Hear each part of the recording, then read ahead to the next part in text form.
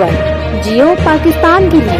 एक और अहम खबर शामिल करेंगे सांगला हिल से। तहसील इंचार्ज मलक मोहम्मद वारिस की रिपोर्ट के मुताबिक सांगला हिल में भी चोरी करने वाला खवातीन का गिरोह मुतहरिक हो गया।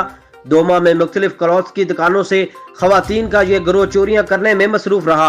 गुज़िश्ता रोज स्टैंडर्ड क्लॉथ हाउस पर 2 खवातीन दाखिल हुई। कपड़े खरीदने के बहाने 1 लाख से ज्यादा मालियत के कपड़ों वाला बैग लेकर रफू चक्कर हो गयी और उनके दुकान से चोरी करने की सीसीटीवी फुटेज जीपीएन न्यूज ने हासिल कर ली। इस तरह के मुतअद्दिद वाक़यात शहर में पहले भी रुनुमा हो चुके हैं। खवातीन ने लाखों रुपए का दुकानदारों को चूना लगाया, लेकिन सीसीटीवी फुटेज होने के बावजूद मुकामी पुलिस खवातीन के इस गिरोह को पकड़ने में नाकाम दिखाई दे रही है। दुकानदारों और मरकजी अंजुमन ताजरान ने खवातीन की चोरी करने की बढ़ती हुई वारदातों पर तशवीश का इजहार किया और डीपीओ ननकाना से फौरी नोटिस लेने का मुतालबा भी कर दिया।